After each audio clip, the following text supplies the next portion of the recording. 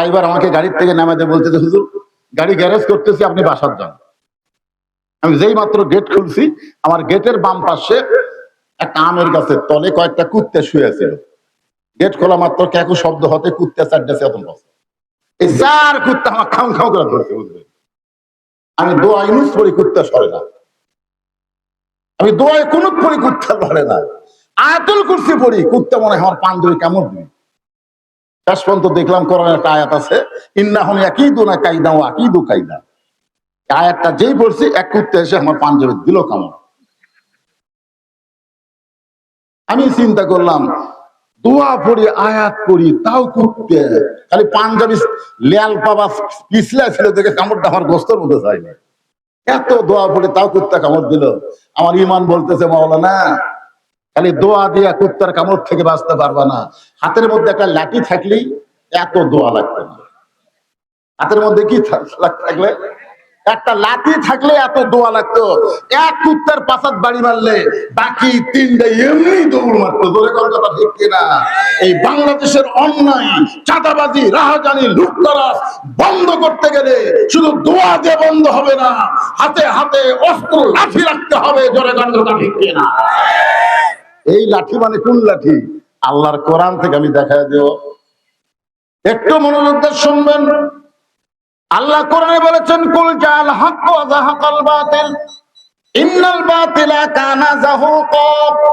ওমর ফারুক বললেন, বিবি রে, শুধু দোয়া দিয়ে জান্নাতে যাবার পারবা না। বউটা বলে, তাহলে কি করা লাগবে? ওমর ফারুক বলেন, দাওয়া লাগবে। বলে, কি দাওয়া? বলে, তাঁবুর মধ্যে একটা গর্ভবতী মহিলা কান্দিছে, ওর স্বামী বাড়া খালি অস্থির হয়ে ঘুরতেছে। আমি বলে যাচ্ছি, ভালো একটা ধাত্রী নিয়ে আসতেছি, এখন তোমার ধাত্রী হয়ে আমার সাথে যাওয়া লাগবে। কি হয়ে ধাত্রী? আপনার বোঝেন না? এখন কি কি তোমার দরকার? একটা মেয়ে প্রসব করাতে গেলে কি কি লাগবে, সেগুলো জিনিসগুলো নিয়ে আমার সাথে রওনা দাও। ওর ফারুকের বউ সবগুলো জিনিসপত্র নিয়ে স্বামীর সাথে রওনা দিয়েছে। অর্ধ পৃথিবীর খলিফার সাথে তার বউ ধাত্রী হয়ে রওনা দিয়েছে। তারপর অপর পৃষ্ঠা দিয়ে ঢুকাই দিস, ঢুকাই ওমর ফারুক লোকটার কাছে বলতে, ভাইজান কোনো টেনশন করেন না, ভালো ধাত্রী কিন্তু তাঁবুর মধ্যে ঢুকছে, ভাই কোনো চিন্তা নাই, কোনো চিন্তা নাই। কিছুক্ষণ পরে হযরত ওমর ফারুকের বউ বলতেছে, ইয়া আমির আল মুমিনিন, আপনার বন্ধুকে খবর দেন। ইয়া আমির আল মুমিনিন, আপনার বন্ধুকে খবর দেন, মা বাচ্চা দুইটাই সুস্থ আছে। ওমর ফারুক খবর দিবার যায়, দেখে লোকটা নাই। ভাই, আপনার বউ বাচ্চা দুটোই সুস্থ আছে, ভাই আপনি কোথায়? আলো মারা দেখে পায়ের কাছে পড়ে খেলে কাঁপতেছে। ওর ঘরে বললেন, ভাইজান এরকম পড়ে কাঁদেন কেন? তাঁবুর মধ্যে কি করলো? তাঁবুর মধ্যে বললো, ইয়া আমির আল মুমিনিন, আপনি উমর? আপনি উমর? যে উমর রাস্তাতে গেলে শয়তান 40 দিন যায় না, সেই উমর আমাকে 3 বার সালাম দিল, আমি সালামের উত্তর দিলাম না। তাকে এত অপমান করার পরও সে বই না, আমার বইয়ের প্রসব ব্যথা লাঘব করে আমাকে বলতেন, ভাই ধৈর্য ধরেন, আপনি সেই উমর? ওমর ফারুক বললেন, পাগল, আমাকে দেখলে শয়তান ভয় করত, আমি অত্যন্ত গরম ছিলাম। ওই সময় যখন আমার কোনো দায়িত্ব ছিল না। কিন্তু যেদিন থেকে মদিনার খলিফার দায়িত্ব পাইছি, সেদিন থেকে আমার চাইতে নরম মানুষ আর কেউ নাই। আব্দুল্লাহ বলতেছে, রে নবীর সাহাবীরা, আজকে আমার বাবার লম্বা জুব্বা দেখে তোমরা খুতবা বন্ধ করে দিলে। কিন্তু বাবার লম্বা জুব্বার কাহিনী হলো, তোমরা যে দেখতেছো বাবার পরে লম্বা জুব্বা, আমার দিকে তাকায় দেখো, আমার পরনে নতুন কোনো কাপড় নাই। অর্থমন্ত্রী ওসমান গনি, মনে আছে না? ভুলে গেছেন? অর্থমন্ত্রী ওমর ফারুক যখন মদিনার খলিফা ছিলেন, তখন অর্থমন্ত্রীর নাম কি? শিক্ষামন্ত্রীর নাম, এগুলো একটু শোনা যাক। অর্থমন্ত্রীর নাম হলো ওসমান গনি, আর শিক্ষামন্ত্রীর নাম হলো হযরত আলী। আপনারা বলেন তো, ওসমান গনির মতন যদি অর্থমন্ত্রী থাকে আর আলীর মতন যদি শিক্ষামন্ত্রী থাকে, সেই দেশের অর্থনীতির অবস্থা কি হবে, শিক্ষানীতির অবস্থা কি হবে? আজকে আমাদের বাংলাদেশের অর্থের অবস্থা কিরকম? অর্থ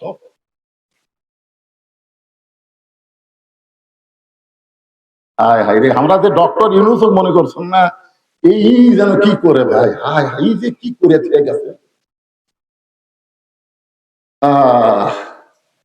গত পরশু সংসদে যে অর্থের কথা শুনলাম না, কোনো টেনশন নাই। আল্লাহ বলেছেন ফালিয়াবুদু রাব্বা হাযাল বাইত আল্লাযী আত'আমাহুম মিন জু'ইন ওয়া আমানাহুম মিন খাউফ। তোমরা ওই ঘরের মালিকের গোলামি করো, তোমাদের রিজিকের কোনো পেরেশানি থাকবে না, তোমাদের নিরাপত্তার কোনো অভাব হবে না। সমস্ত রিজিকের একমাত্র মালিককে। আরো জোরে বলেন আল্লাহ। আপনারা জানেন না বাংলাদেশের নিচে কত তেল আছে, কত গ্যাস আছে, আপনারা জানেন? এক সময় সৌদি আরবের লোকেরা, বাংলাদেশের লোকেরা হজ করে গেলে তাদের কাছে সাহায্য চাইতো। আজকে সৌদি আরবের সাহায্য চায় না কেন? বাংলাদেশের লোকদের সাহায্য চাওয়া লাগবে না, খালি আল্লাহর গোলামি করো, 5 ওয়াক্ত নামাজ পড়ো, আল্লাহ সব কিছু নিজের ফয়সালা নিজের হাতে তুলে নেবে। জোরে বলেন কথা ঠিক করে কথা বলে। আমেরিকার দিকে তাকায় থাকা লাগবে না, ওই ভারতের দিকে তাকায় থাকা লাগবে না, সরাসরি আল্লাহ দান করবে। কথা কয় না রে বারে, আল্লাহ আল্লাহ পারে না, আল্লাহ পারে না, না বিশ্বাস নাই? হ্যাঁ, খুব অর্থনীতি টাঙ্গা হবে ইনশাল্লাহ। অর্থমন্ত্রী ওসমান গনি কেমন ছিলেন আর শিক্ষামন্ত্রী হক আলী কেমন ছিলেন, দুইজনের দুইটা ছোট্ট কাহিনী বলতেছি। একটা হলো ওসমান গনি অর্থমন্ত্রী কেমন ছিলেন। আল্লাহ রাসূল একদিন ওসমান গনিকে বললেন, ওসমান একটু মনোযোগ দিয়ে শুনবেন, আল্লাহ তোমাকে কত সম্পদ দান করেছে, তুমি কি তার হিসাব জানো? ওসমান গনি বললেন, হুজুর আল্লাহ আমাকে কত সম্পদ দান করেছে, অবশ্যই তার একটা হিসাব রাখা লাগবে, কারণ ধনী মানুষের হিসাব করে প্রতি 100 টাকার মধ্যে 2.5 টাকা যাকাত দেওয়া লাগবে। জোরে কোন কথা ঠিক কিনা? রাসূল বলে, ওসমান তাহলে বলো তো আল্লাহ তোমাকে কত সম্পদ দান করেছে? ওসমান গনি বলে, ইয়া রাসূলুল্লাহ, আল্লাহ আমাকে যত সম্পদ দান করেছে, এই সম্পদ গুলো যদি গুদামের মধ্যে রাখি, গুদাম বোঝেন তো আপনারা, ওই গুদামে তালা দিয়ে, ওই গুদামের তালার চাবি টানতে একটা উট হিমশিম খায়। সবাই সুবহানাল্লাহ বললেন না? মানে সমস্ত সম্পদ গুদামে রেখে ওই গুদামে তালা দিয়ে, ওই তালার চাবি, চাবি মানে কি সোরানি, এই সোরানি টানতে একটা উট হিমশিম খায়। আল্লাহ রাসূল বলতেছে, ওসমান এই সমস্ত সম্পদ যদি আল্লাহ ফেরত চায় তাহলে তুমি কি করবে? ওসমান গনি মারছে দৌড়। সমস্ত সাহাবীরা বলতে, এমন এক কথা বলেন, ওসমান গনি যে দৌড় মারলো। আল্লাহ রাসূল বলে, তোমরা কি দেখতেছো? বলে, দৌড়ান দেখে মনে করলাম ভয় খাচ্ছে। যেরকম আমরা যখন কোনো মাহফিলে মাদ্রাসার জন্য আদায় শুরু করি, তখন কতগুলো মানুষ মানে দৌড়, দেখেন আপনারা, আর ওয়াজ হবে না রে, ওয়াজের মাথার বাড়ি মারছে রে। আপনারা বলেন আদায়, কোরআনের মাহফিলে আদায় করা ওয়াজের মাথার দাঁড়িয়ে দেওয়া না ওয়াজ শুরু করা? আদায় মানে তো বিশ্বাস, আদায় মানে তো আখিরাত। ওসমান গনি মারছে দৌড়। সমস্ত সাহাবীরা বলতেছে, রাসূলুল্লাহ ওসমান গনি যেইভাবে দৌড় মারলো, আল্লাহর নবী বললেন, ইয়ানজুরু বিনুরিল্লাহ, আমি যে দেখা দেখেছি তোমরা তো দেখো নাই, কিছুক্ষণ পরে দেখতে পাবা। কিছুক্ষণ পরে সমস্ত সাহাবী দেখতেছে ওসমান গনি ওই উটটাকে রশি ধরে নবীর কাছে নিয়ে আইছে, যে উটটা চাবি বহন করে। ওই উটটা এনে নবীর কাছে বলতেছি, ইয়া রাসূলুল্লাহ সমস্ত গুদাম, গুদামের মাল, গুদামের তালা এবং তালার চাবি বহনকারী এই উটটাও আমি আল্লাহ দিয়ে দিই। নবী মাটির দিকে তাকায় কিছুক্ষণ পরে মাথাটা উপর তুলে বললেন, আল্লাহ তোমার ওসমান সব তোমাকে দিবার চায়। ওসমান সবই যদি আল্লাহকে দাও, তোমার জন্য তুমি কি রাখলা? ওসমান গনি বলতেছে, আমার তো কিছুই না, এই দুনিয়ার যা কিছু আছে আমাদের কাছে, আমরা হলাম বহনকারী, আমানতকারী, আমাদের কিছুই না। আপনি বিশ্বাস করেন বা না করেন, এক জগতে ছিলেন, এক জগতে আছেন, আর এক জগতে যাবেন। বিশ্বাস করেন বা না করেন, আমাদের কিছুই না। ওই যে আব্দুল আলিম যখন গান গাইছিল না ছোটবেলায়, তখন মজা পাচ্ছিলাম, কিন্তু এখন চোখ দিয়ে পানি বার হয়। তখন আব্দুল আলিম বলে, এপারে তোর বসত বাড়ি, ওই পারে তোর বাসা। এপারে তোর বসত বাড়ি, ওই পারে তোর বাসা। ভবদরি ওই পাড়ি দিতে কেমনে করবি আশা। এপারে তোর বসত বাড়ি, ওই পারে তোর বাসা। এই যে দুটা কিশোর, এই দেখেন এরা যা শয়তান আছে ভাই। ভাইজান আপনারা, আমি গ্রামগঞ্জে দেখি সন্ধ্যার সময় মুরগি হাঁস ঘরা তুললো কিনা, প্রত্যেকটা মেয়ে মানুষ লাইভ দেখো যে মুরগি হাঁস ঘরা তুললো কিনা সন্ধ্যার সময়। গরু ছাগল গোয়াল ঘরে উঠলো কিনা, প্রত্যেকটা মরদ মানুষ গোয়াল ঘরে যায় দেখে আমার গরু ছাগল ঠিক মতো উঠলো কিনা। এত রাত হয়ে গেল, এই সালারদে ঘুরতেছে, একে বাপ মাও এখনো খুঁজে দেখলো না আমার পাঁটা গুলো কি করতেছে।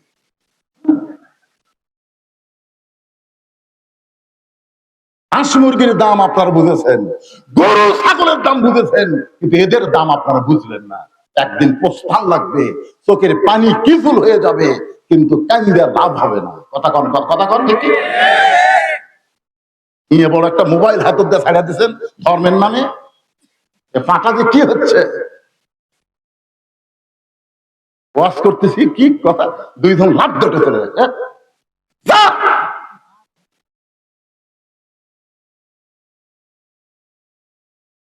আমি যেখানে বসেছিলাম মাদ্রাসায়, ওই জানলাটা খালি দেখলাম রাস্তা খালি ঘুরতেছে। এত ঘুরিস এই করে, এত ঘুরিস। মনে করেন যে ওদেরকে আল্লাহ ধরার আগে ওদের বাপ মাকে আল্লাহকে ধরে, বাপ মাকে আল্লাহ ধরে। 7 বছর থেকে তালিম দাও, 10 বছর থেকে জোর করে নামাজ ধরাও। তুমি 7 বছর থেকে নামাজের তালিম দিলে, 10 বছর থেকে তোমার বাচ্চাকে নামাজ ধরালে, আজকে বাচ্চারা এগুলো বেসাইজ হয়ে রাস্তায় ঘুরতো না। ধরে কোন কথা ঠিক কিনা? মনে কষ্ট নিয়েন না, কষ্ট নিচ্ছে। ছেলেরা আসো বসো, বক্তা বুড়া হবার বাড়ি রে, কিন্তু বুড়া মানুষের ওয়াজ করি না, জুয়ানদেরই ওয়াজ করি। গত বছর কে আছিল? আসিফ। কি গত বছর যুবকদের নাকি কি আইডল। আমি তো আর যুবক না, বুড়া মানুষ। একটু মনোযোগ দিয়ে কথাগুলো শুনবেন। আব্দুল্লাহ ইবনে উমর বলতেছেন, রে নবীর সাহাবীরা শোনো, গভীর রাতে আমার বাবা আমার ঘরের দরজায় গিয়ে ডাকতেছে, আব্দুল্লাহ বলে। আমি দরজা খুলে তাকাই, দেখি বাবার হাতে একটা পাঞ্জাবি। বাবার হাতে কি? বাবার হাতে একটা পাঞ্জাবি। আমি খুশি হয়ে বললাম, বাবা বাইতুল মাল থেকে আমার একটা পাঞ্জাবি দিছে, আপনি গভীর রাত্রে আর একটা দিবার আইছেন। নেতার বেটা হওয়ার মধ্যে লাভ আছে। বাইতুল মাল থেকে তো আমাকে একটা দিছেই, আপনি আর একটা দিবার যাচ্ছেন রাত্রিবেলায়। আসলে নেতার বেটা হওয়ার মধ্যে লাভ আছে না নাই? নেতার বেটাকা নেতার শালা হওয়ার মধ্যে লাভ আছে। দেখবেন এমপির শালার যা মোশান, বুঝলেন না? এমপির তো আর কি মোশান, আর শালার মোশান বেশি।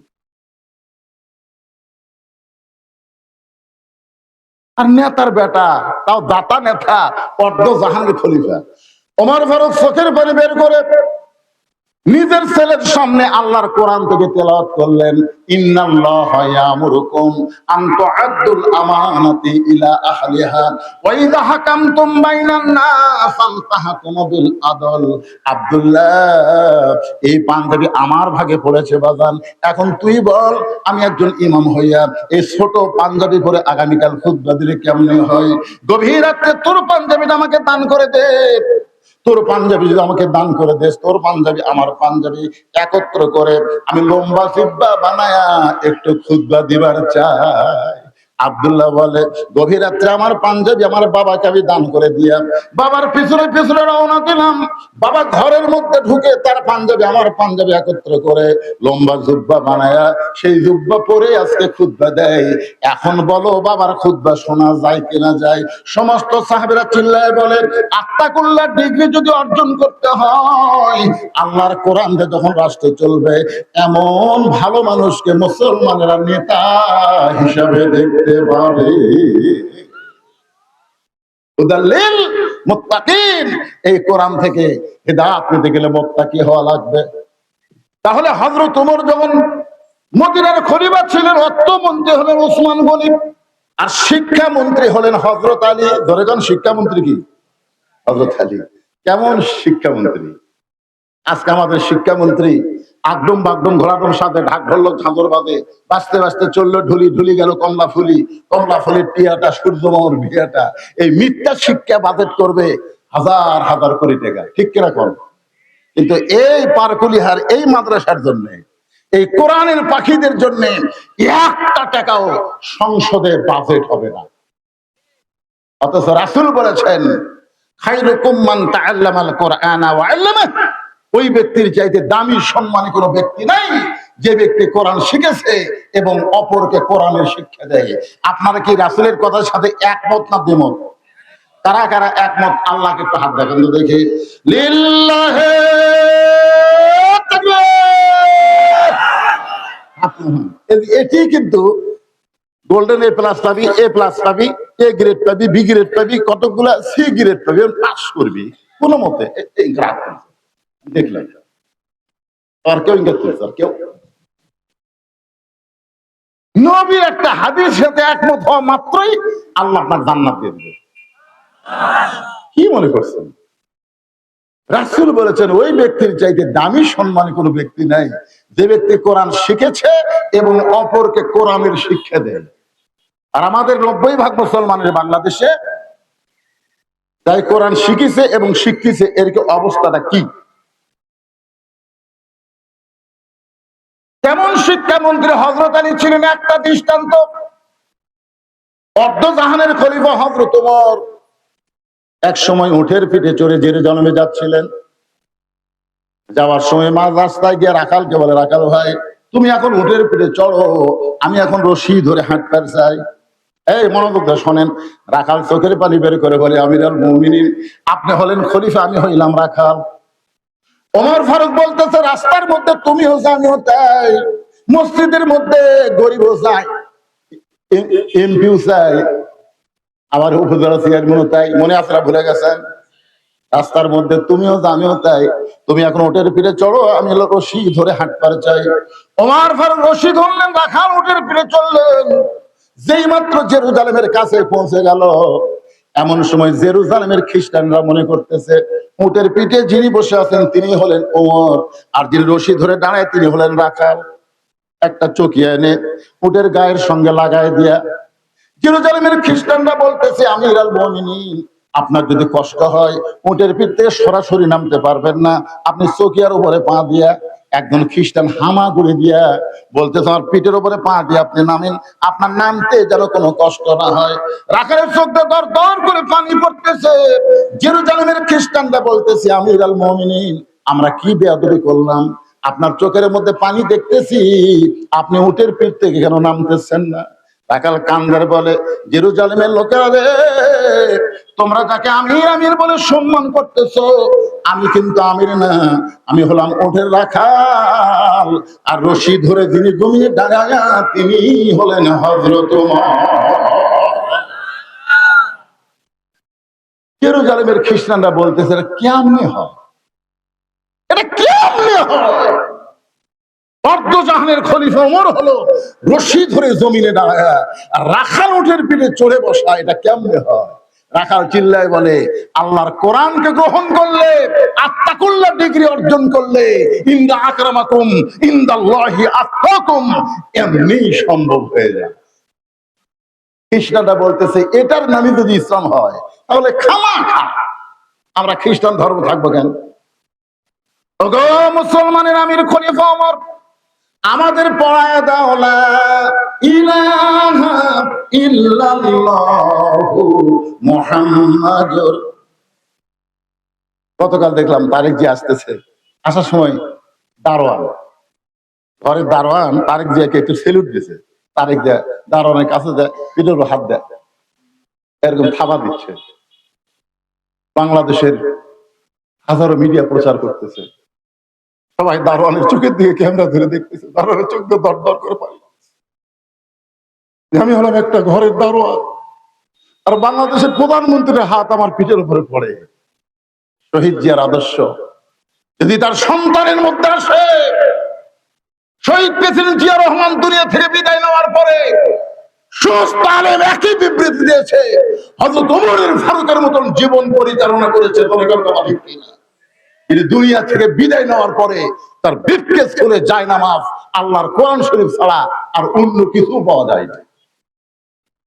কি মনে করতেছেন?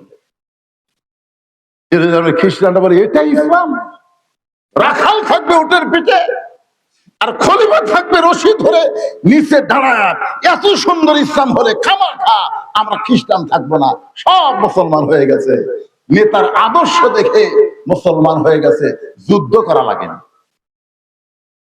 সবাই যখন মুসলমান হয়ে গেল, এমন সময় একজন বেঁকা, সব জায়গায় বেঁকা থাকে কি থাকে না? এখানেও কিন্তু বেঁকা আছে।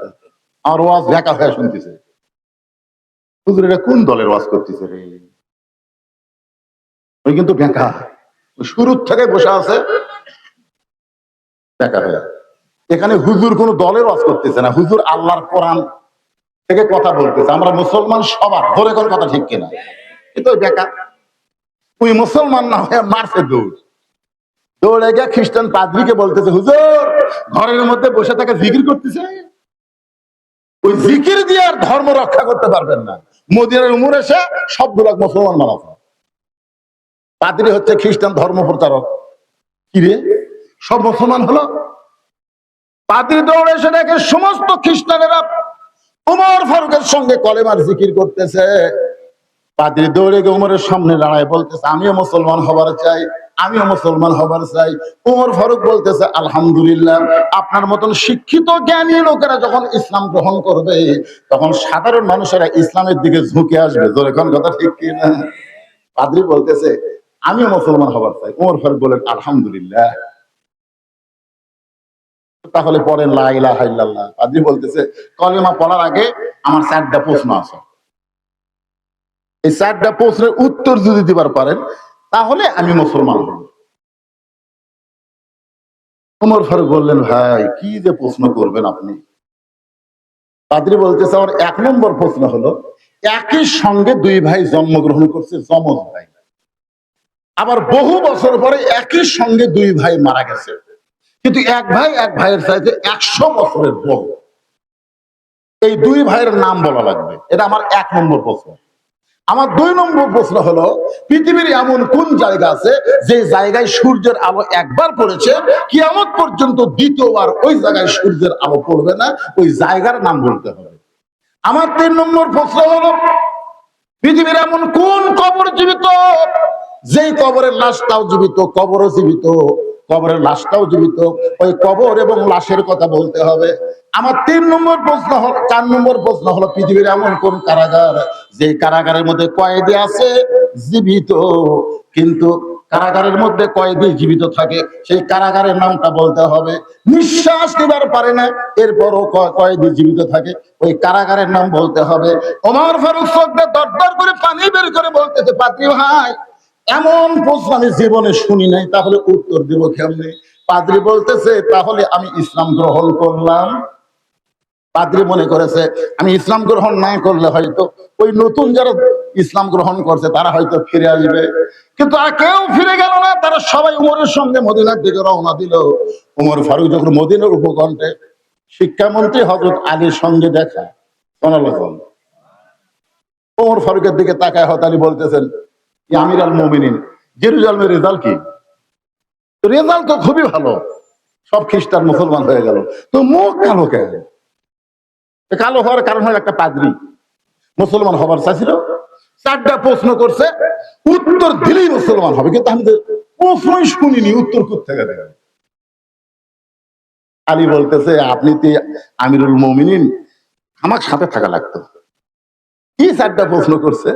এখন ওমর ফারুক 4টা প্রশ্ন আলীর সামনে বলবে, আলী রাদিয়াল্লাহু কোরআন হাদিস থেকে উত্তর দিয়ে দিবে। শিক্ষামন্ত্রী কেমন এটা আপনারা বুঝবার পারবেন। শুনবেন না ভাইজান? শুনবেন না? কারা কারা শুনবেন? আল্লাহকে একটু হাত দেখান তো দেখি। লিল্লাহু আকবার। আলহামদুলিল্লাহ।